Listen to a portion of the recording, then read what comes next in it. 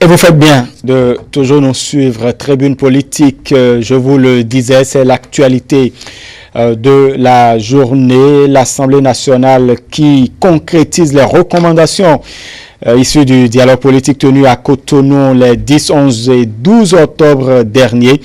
Et donc, la première action posée par la 8e législature, c'est ce pardon du Bénin matérialisé à l'endroit de ses fils et filles. Vous savez, les événements d'avril, mai et de juin, ça a laissé quand même un certain nombre de séquelles. Le Bénin s'apprête donc, le Bénin est désormais prêt à oublier tout cela. Et cela s'est matérialisé cet après-midi à l'Assemblée nationale qui poursuit les travaux maintenant avec la révision de la Constitution. François-Xavier Noumon, bonsoir à nouveau. Bonsoir Romian Louis, rebonsoir chers amis téléspectateurs. Très bien. Latif Ouboni, bonsoir. Romian, bonsoir, bonsoir à chacun et bonsoir à tous. La loi sur l'amnistie, elle a été votée à l'unanimité par les députés présents et représentés. Et voilà, le pardon du Bénin à l'endroit de ses fils.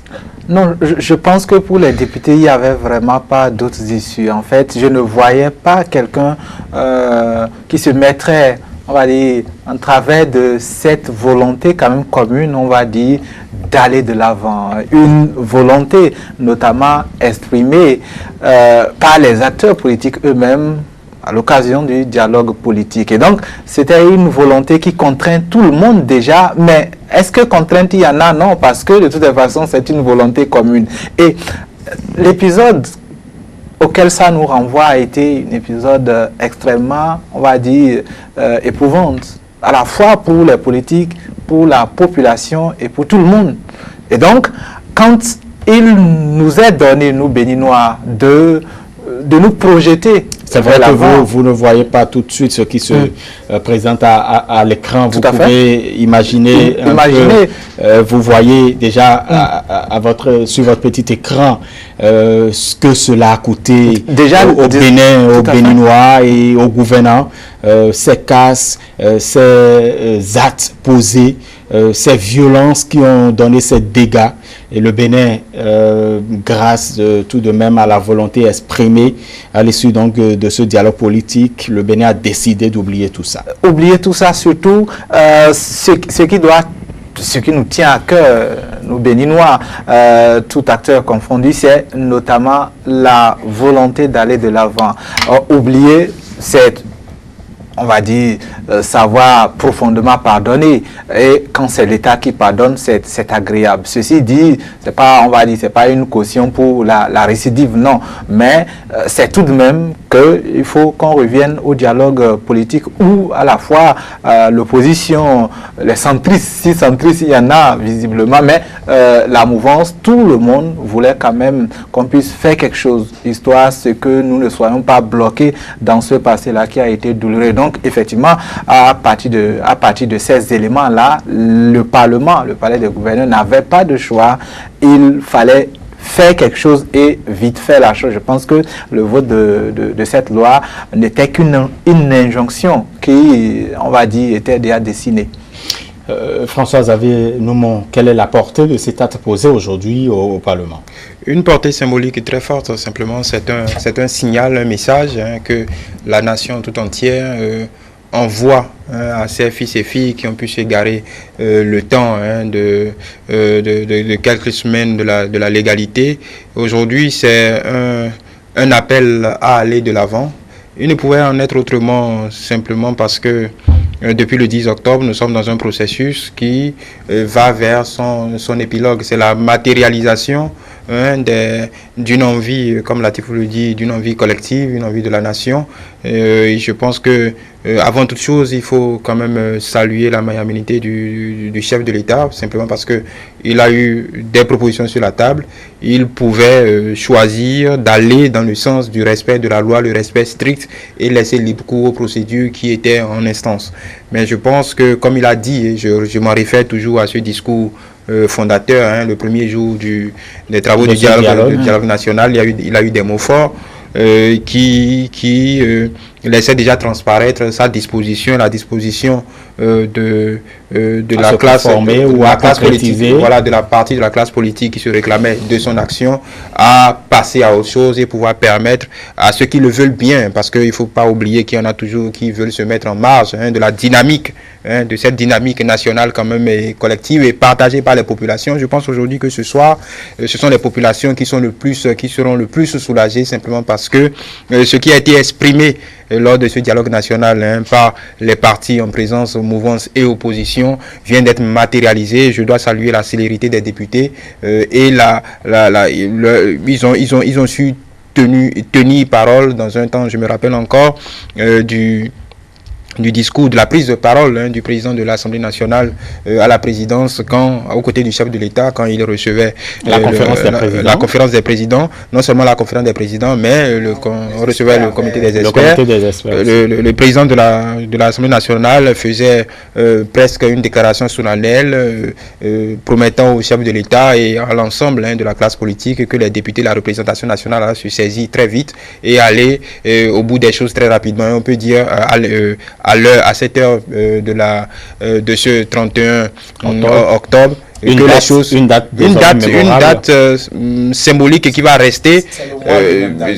Le mois est important, hein, parce que depuis le 10 octobre, nous sommes dans une séquence, on va dire, historique, simplement parce que ça nous permet, ce temps politique, cette séquence politique nous permet d'aller, d'appréhender l'avenir avec plus de sérénité. Et justement, quand je parlais de portée, c'est nos frères et sœurs, c'est nos concitoyens qui se retrouvaient dans les liens de la prison, nos concitoyens qui devraient être poursuivis aussi, sans oublier un des anciens présidents, ou du moins l'ancien président Boni Yahi, qui pouvait répondre aussi ou se soumettre à cette procédure qui avait été enclenchée. Oui, la portée, c'est tout de même à leur égard. Exactement, encore une fois, c'est pourquoi je parlais de magnanimité du chef de l'État. Aujourd'hui, plus rien n'entrave la liberté, au moins de se mouvoir, même si il y avait une procédure, il y a une procédure en cours. Aujourd'hui, cette loi vient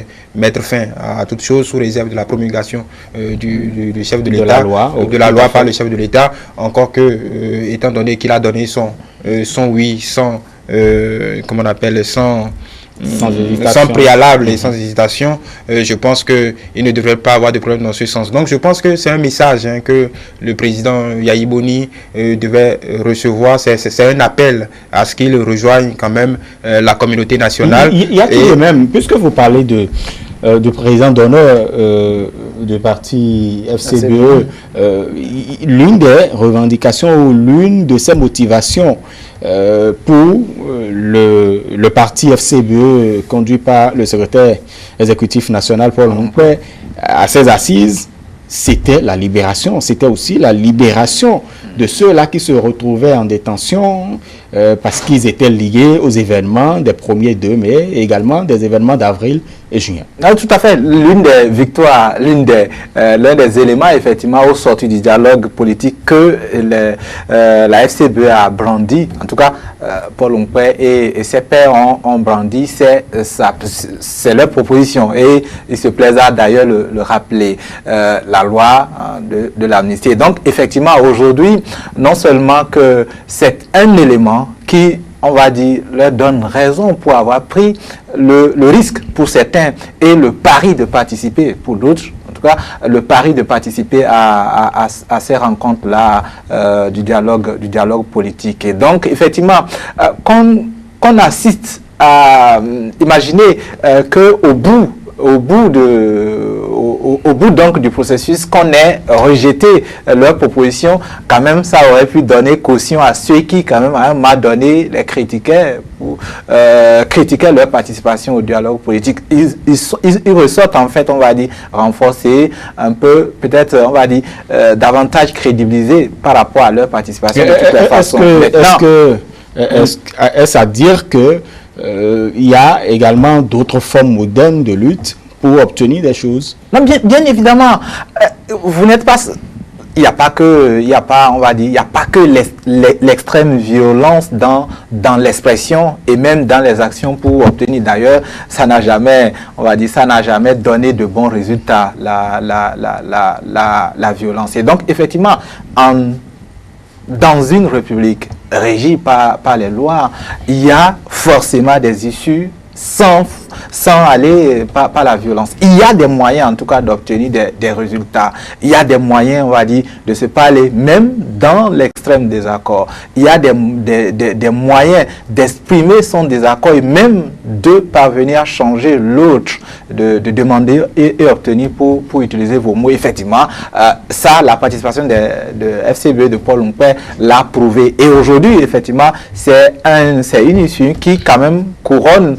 cette voie-là qui est celle, on va dire, celle des plus pacifiques, où en ayant la méfiance, on peut quand même faire, on va dire, donner de crédit aux institutions et à ceux qui, on va dire, à ceux qui siègent. Aujourd'hui, le chef de l'État, effectivement, quand il convoquait, tout le monde s'interrogeait. Vous et moi aussi, on ne pouvait pas imaginer que 13 jours après, ou si vous voulez, une vingtaine de jours après le dialogue politique, qu'on serait là aujourd'hui pratiquement à finaliser la matérialisation de tout ce qui a été recommandé. Donc effectivement, la méfiance et le doute ne peuvent pas freiner cet élan-là que nous devons avoir pour, on va dire, les procédures légales et pacifiques. Le doute, même si on l'a, le doute, il ne faut pas perdre de vue l'essentiel. L'essentiel, c'est la cohésion. Mais est-ce que pour vous, c'est un acte de constater que les députés, dans leur ensemble, il n'y a pas eu une abstention, il n'y a pas eu un non, tout le monde est d'accord pour le oui du Bénin à l'endroit de ses fils qui, peut-être, se sont égarés entre-temps?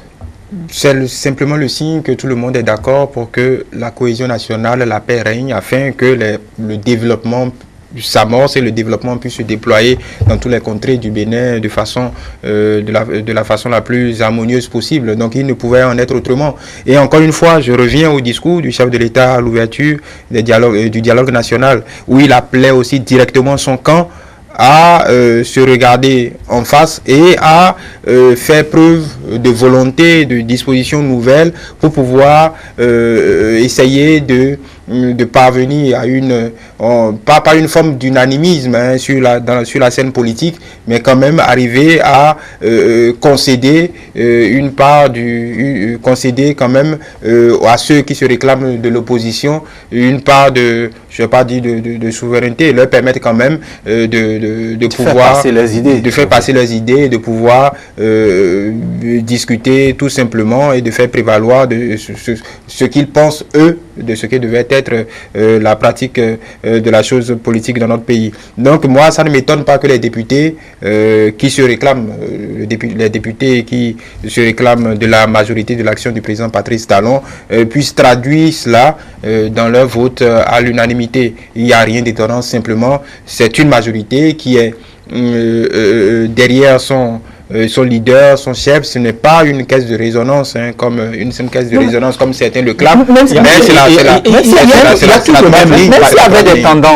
avait des tendances, si vous voulez, opposées au Parlement aujourd'hui. En fait, il fallait peut-être être, on va dire, au palais des congrès, au palais des congrès le 10, pour pouvoir mesurer en réalité, on va dire, l'émotion qui se dégage. Vous avez eu la chance. Oui, tout à fait. C'est-à-dire, quand on conclut, quand on finit de tels travaux et que le rapport est présenté dans sa synthèse, ce rapport est présenté et que sans un signe, de façon unanime, tout le monde tonne l'hymne national, personne, même 20 jours après, personne ne peut pas se mettre en travers de ce qui fait chanter l'hymne national aussi spontanément.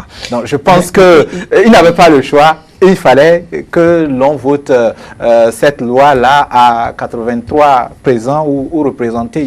Il n'avait pas le choix. Le pardon était tout de même nécessaire. Le pardon est plus fort était tout de même nécessaire parce que quand on regarde les événements, notre réalisateur nous permettait de voir encore ces dégâts, ces casses qui ont été constatés. Vous pouvez voir des matériels ou du moins des biens publics détruits. Vous pouvez voir également des biens des particuliers détruits. Vous pouvez voir un certain nombre de centres comme par exemple les commissariats, les voitures de police, encore qu'il n'y en a pas beaucoup, il n'y en avait pas beaucoup.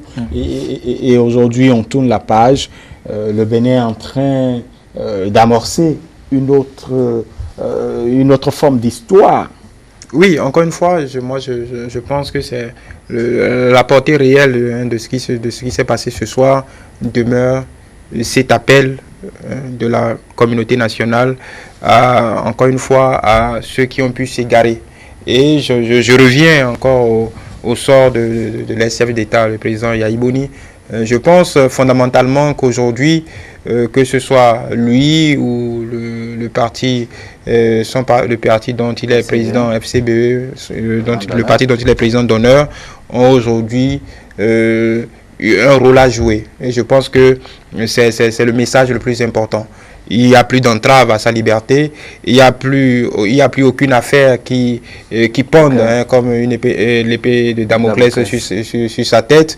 Et je pense qu'il peut aujourd'hui, et j'insiste là-dessus, c'est un appel à ce qu'il prenne la place qui lui est due dans la communauté nationale. Je pense que c'est la chose la plus importante et qu'aujourd'hui, ceux qui se sont mis en marge de tout ce qui se déroule depuis le 10 ont fait leur choix, ont décidé de se mettre en marge de la communauté nationale. Et aujourd'hui, ce qui est important également, c'est que les populations sont, et je le disais au soir à la conclusion du dialogue national, les populations aussi sont prises à témoin. Et je pense que ce qui est plus important, quels que soient les camps, quel que soit à n'importe quel endroit du territoire national aujourd'hui, que ce soit à Savé, à Tchaourou, à Parakou, à Cotonou, je pense que tous ceux qui ont vécu ces moments douloureux ou une sorte, vous savez, pour qu'un pays aille en vrille, ça peut partir de quelque chose de banal. Et je pense que les populations ont ressenti cette insécurité-là, ou ont ressenti ce sentiment-là que tout pouvait aller en vrille, même si l'État tenait bon et l'État tenait fermement à la légalité et faisait respecter la légalité. Je pense qu'aujourd'hui que les populations sont prises à témoin de ce qui est en train de se passer. Et depuis, on a fait beaucoup de vox depuis le 10 octobre. Je pense qu'ils doivent être encore plus soulagés. Ce soir, ils avaient été déjà soulagés une première fois quand ils ont vu autour de la même table mouvance opposition pour discuter de leurs différends. Aujourd'hui, ils doivent encore être un peu plus soulagés, simplement parce que une des premières conclusions, l'une des plus importantes, avec une portée symbolique très forte, c'est parce qu'on va retenir ce jour. Ils sont encore un peu plus soulagés aujourd'hui parce que cette loi a été votée. Et donc, encore une fois, j'insiste pour que tous ceux qui se sont mis en marge, tous ceux qui sont encore dans la nature, parce que beaucoup ne se sont pas rendus, tous ceux qui étaient indexés, recherchés pour d'autres faits pendant cette période, ceux qui ont brûlé des voitures et qu'on ne retrouve pas encore, ceux qui ne retrouvait pas encore. Qu'on ne retrouvait pas encore. Aujourd'hui, ils peuvent librement circuler, refaire surface, simplement parce qu'ils n'ont plus rien à craindre. Avec, en tout cas, s'il n'y a pas d'autres condamnations qui ne sont pas liées à le casier judiciaire. Oui, effectivement. Donc, sans trace de... Non, voilà. Je pense que vous avez parlé, François-Xavier, de l'ex-chef de l'État qui, pour le moins, a annoncé vouloir jouer, on va dire, un grand rôle dans ce qui pourrait être le colmatage des brèches de son parti. Vous savez, les deux tendances. Et donc, ça a été annoncé dans la presse. Je pense que ce qui est fait aujourd'hui à Porto-Novo est peut-être un élément qui va faciliter, on va dire, sa volonté exprimée. Le voir, par exemple, au milieu pourquoi pas dans un rassemblement des FCBE, au milieu des deux tendances pour colmater les deux brèches, ça ne serait que de gaies images qui vont, on va dire, rassurer tout le monde. Parce que ce dont il s'agit, même si la liberté de Boniaï n'a jamais été, on va dire, ne lui avait jamais été retirée, sa liberté de mouvoir ne lui avait jamais été retirée, il y a que c'est quand même un ancien chef de l'État avec toute sa popularité telle qu'elle ses soutiens. Donc, une procédure, comme ça a été annoncé, une procédure en son encontre, même si c'est juste pour l'écouter, c'est suffisamment important aux yeux de ses soutiens. Donc, mettre de côté ça et aussi, comme vous l'avez dit, blanchir la doise de tous ceux dont les noms avaient été circulés dans ces événements douloureux-là, ce n'est qu'un grand événement à prendre dans son sens, dans toute sa grandeur, cet événement-là. L'autre événement, Françoise avait, avec insistance, parlé de ceux qui se mettent effectivement en marge de ce qui est en cours. Effectivement, c'est très facile de savoir que la population adhère entièrement à ce qui se fait. La population veut en réalité qu'on passe à autre chose. Passer à autre chose, pourquoi? Parce que cette population-là, dans pas mal d'éléments, on a quand même, l'État quand même, à secouer, à réduire, on va dire, son aisance dans l'imposition. L'État a fait des choses, la population n'a jamais dit quoi que ce soit. Dans pas mal de législation, on a quand même restreint, on va dire, les facilités pour la population. Elle ne s'est jamais indignée, ni parce que on sait que le gouvernement... Mais ce dont vous parlez, c'est de la mobilisation des ressources à l'interne. Tout à fait. Mais ce que je voulais dire, c'est que peut-être quelques textes qui concernent les politiques, ça cause beaucoup de problèmes, ça cause l'immobilisme. La population veut qu'on finisse avec ça, que la politique soit réformée dans le schéma qui est déjà visible avec des grands partis, que tout soit facile à vivre, qu'on n'ait pas à ressasser des querelles politiques. Et donc, je pense que la population, c'est là où les réformes nous mènent, et même que les parties prenantes à toutes ces petites guéguerres savent aussi là où ça nous mène. C'est parfois que quand vos intérêts sont directement visés, parfois, effectivement, les réformes sont difficilement acceptables. Et aujourd'hui, il m'a semblé que la population est en avance dans l'acceptation, dans la compréhension, dans l'appréhension des choses que les leaders politiques. Or, les choses devaient être inversées. Eux d'abord, la population ensuite, pour que nous puissions réellement oublier la politique, pour quand même s'attaquer aux débats de fond, débats sociaux, hier on en a fait heureusement, débats aussi, pourquoi pas, qui pourrait mettre à l'épreuve des gens comme François Xavier, à savoir les débats économiques, pourquoi pas. En tout cas, pour le moment, place à la politique. Nous parlons politique parce qu'il y a tout de même des actes forts qui se posent aujourd'hui. Aujourd'hui encore, on est en train, actuellement, vous pouvez suivre du côté de Porto Novo les travaux qui se poursuivent en ce qui concerne cette proposition de modification d'urgence de la Constitution du Bénin, et la première étape a été franchie, celle de prendre en considération cette proposition de loi modificative donc, de la Constitution de 1990. C'est également un acte majeur à enregistrer. C'est vrai que nous attendons encore.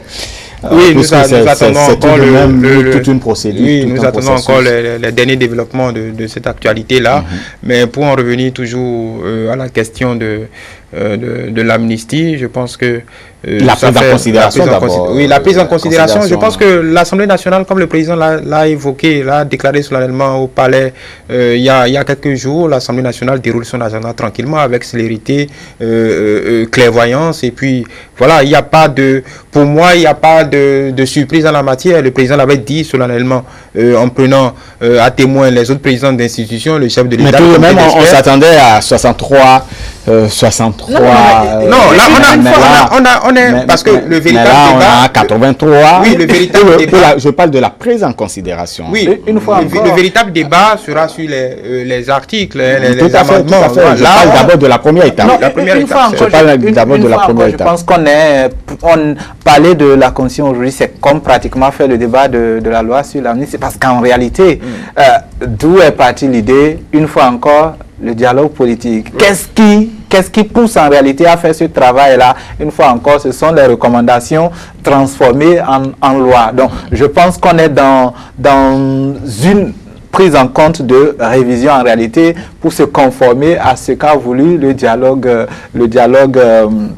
si vous voulez, politique. En réalité, si on pourrait parler de révision, cette fois-ci, c'est une révision où en amont déjà, on sait à quoi on va aboutir. Normalement, en tout cas, pas grand-chose ne devait être changé. Et là encore, on parle tout de même d'élection générale, on parle tout de représentativité des femmes. Tout ça, c'est le dialogue vice-président. Tout ça, c'est le dialogue politique. La question de la discrimination positive, ce fut sans débat que ça a été vécu au palais des congrès. Et donc, une fois encore, la question de l'élection générale, c'est à l'unanimité. Donc, en réalité, sauf, on va dire, les spécificités au niveau des termes, les nuances, peut-être les détails qui vont faciliter l'application, les députés n'auront vraiment pas grand-chose parce que le dialogue ayant déjà fait beaucoup de choses. Et puis, les experts, quoique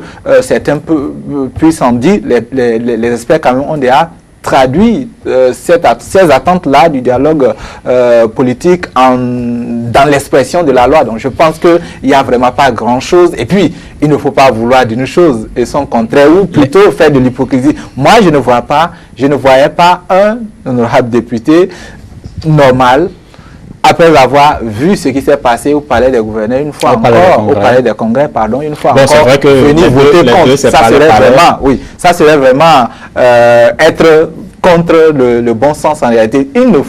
On ne va pas jouer quand même, on ne va pas jouer. Est-ce qu'il y a à modifier pour faire passer les recommandations? Oui, alors on vote. Oui, évidemment. Pourquoi je n'insiste pas trop là-dessus, simplement parce que nous sommes, non seulement on attend de voir ce qui va se passer, mais encore une fois, nous sommes dans la mise en branle d'un système démocratique dans ce cas dans toute sa normalité. Vous avez une majorité qui règne à l'Assemblée nationale.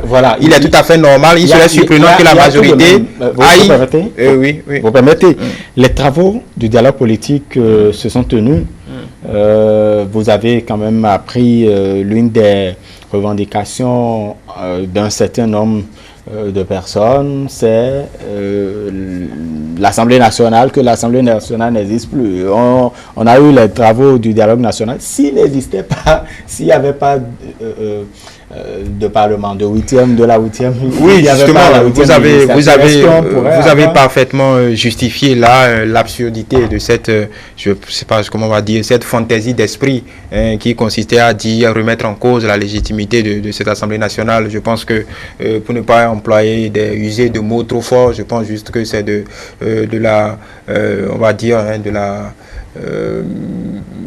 l'esprit a quelque peu chancelé parce qu'on se serait retrouvé dans une certaine absurdité, et une bonne partie de ceux qui réclamaient doivent être bien contents ce soir parce que c'est cette assemblée légitime qui vient de voter la loi d'amnistie et qui pave le chemin à plus de cohésion nationale et à plus de crédibilité de toute la scène politique dans son ensemble, et permettre à chacun d'exprimer son opinion dans la légalité convenue, et que ce que je voulais évoquer tout à l'heure, c'est que pour une bonne fois pour toutes, ce processus vient de démontrer que le jusqu'au boutisme n'est pas payant et n'est pas recommandable. Il y a encore quelques brebis égarées qui se complaisent dans cette direction jusqu'au boutiste. On verra bien où ça va les amener, et vous constaterez que qu'on pourrait pas avoir la même attitude. Oui, ces actions. Non. À un moment, il faut savoir raison garder. à un moment, il faut savoir raison garder. Bon, nous sommes en amnistie, donc ce que je veux dire, c'est que aujourd'hui, ce qui vient d'être voté résonne comme un sérieux désaveu à une portion encore congrue de ce qu'on appelle en griffe la résistance, et qui se complaît quand même dans ce jusqu'au boutisme quand même suicidaire pour certains. Donc l'amnistie. L'amnistie. On n'amnistie pas, je vais dire, on n'amnistie pas le jusqu'au boutisme, on laisse faire. Aujourd'hui, on a le premier résultat des engagements qui ont été pris les 10, je pense, les 11 et 12 octobre. C'est une séquence politique importante et mémorable pour la communauté nationale. Aujourd'hui, on va pouvoir intégrer ceux qui ont des opinions divergentes vont pouvoir s'exprimer tranquillement, et il ne faut pas oublier que ça leur pave le chemin pour les élections qui pointent déjà à l'horizon. Justement, quelle portée de la loi d'amnistie sur les élections à venir? Non, je pense que ça va faciliter les choses, parce qu'on est déjà pratiquement, vous n'êtes pas sans savoir, des institutions concernées sont déjà, on va dire, pratiquement en branle. L'affichage les procédures ont commencé, effectivement. Donc, franchement, quand on voit ce qui se fait, on se dit que ça va faciliter la consommation de ce temps électoral-là pour tout le monde, à la fois pour tous ceux qui étaient concernés ou ceux qui hésitaient, parce que, une fois encore, étant donné que l'autre épisode a été, on va dire, épouvantable, les gens à un moment donné pouvaient être réticents. Avec ce qui s'est passé librement, avec plus, on va dire, d'enthousiasme, les gens vont vivre ce moment qui va venir, parce que là, il s'agit des collectivités locales, hein, des pouvoirs déconcentrés. Là, il y a plus de proximité. Voilà, il y a plus de proximité. Les gens auront plus, on va dire, d'engouement à vivre ce temps-là, et c'est l'un des éléments. Et parmi nos concitoyens qui se retrouvaient ou qui se retrouvent en détention en attendant, puisqu'ils ne sont pas pressés, la promulgation va se faire. Ils doivent être bien pressés. Oui, ils sont bien pressés. Donc, ce dont je parle, les élections communales, municipales, communales et locales qui sont là, presque nos concitoyens qui étaient en détention ou qui sont en détention peuvent, tout à fait, s'il y a des leaders ont aussi des opportunités pour participer. S'il y a des leaders politiques, si ce n'était que ça qui était leur tâche ou les tâches sur leur CV, effectivement, ça s'efface, bien évidemment. Ça n'aura même pas eu le temps de figurer. C'est un élément. En fait, cette loi, dans cette simplicité comme ça a été passé, ça a des implications énormes, et c'est au fil du temps. D'abord la promulgation, ensuite quand on aura peut-être une idée un peu plus claire de ceux qui étaient impliqués et tout ça, qu'on verra on va dire l'importance de ce qui s'est fait, parce que de loin, chacun dans son coin, n'ayant peut-être pas un parent concerné, on ne peut pas mesurer à sa juste gravité, à sa juste valeur, la portée de ce qui s'est passé. Mais pour la cohésion nationale, pour, on va dire, ce retour à l'engouement, pour réparer cette fracture sociale, c'est un élément clé. On ne peut que saluer la célérité, une fois encore, des députés. Célérité, c'est vrai que le président Vlavonou l'avait annoncé, tout se fera avec diligence pour que, quand même, l'État se retrouve dans autre paramètre important, là, l'État, le président de la République, la représentation nationale viennent de